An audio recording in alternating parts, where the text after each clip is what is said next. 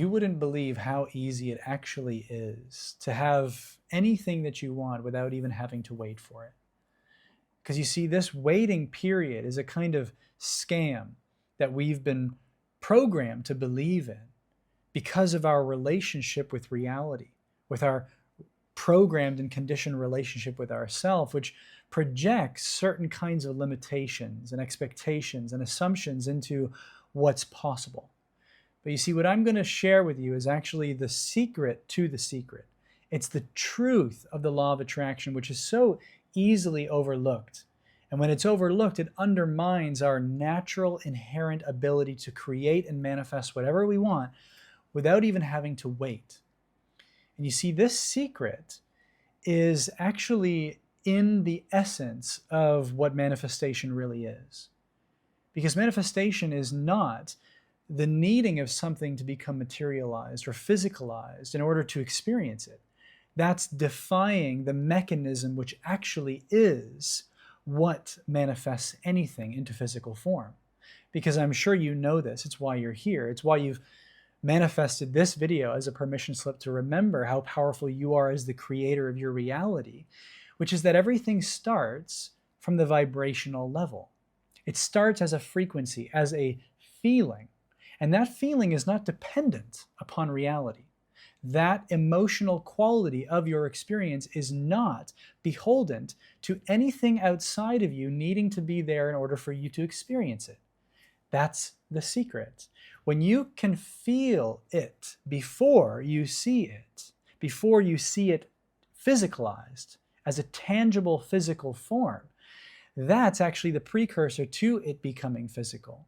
And you see, this is an ancient truth that has been shared in many of the teachings, many of the books, many of the past wisdom, but we've so easily overlooked it in our kind of new age manifestation circles and spirituality and our modern day perspective, is that we have become emotionally dependent upon the manifest reality being there in order for us to believe that we can manifest it, before we know that we're powerful, before we can trust that we are going to actually manifest it. But this is the opposite of what Jesus was saying when he said, in order to enter the kingdom of heaven, you must be like a child. And you see, a child lives in this imagined reality where the emotional experience is so inherent.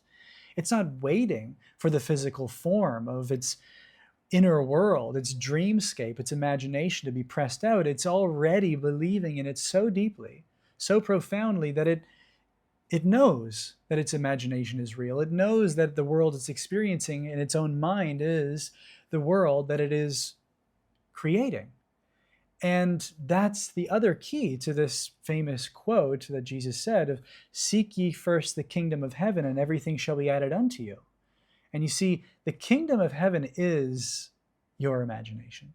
It is that emotional quality of your experience here and now, which is by your own conscious choice. As the deliberate, conscious creator of your reality, you choose what you feel. And it is through the belief in the feeling of what you're imagining that it actually becomes manifest. But when you're dependent and emotionally codependent on that manifestation being outwardly pressed, then you're not allowing yourself to find the kingdom of heaven within you. You're not allowing yourself to live in that imagined reality here and now. You're not allowing yourself to believe that reality into existence because you're waiting for that emotional kind of trigger or that emotional reaction based on you seeing it outwardly pressed. That's the insidious undermining, the self-sabotaging of that manifestation becoming a reality.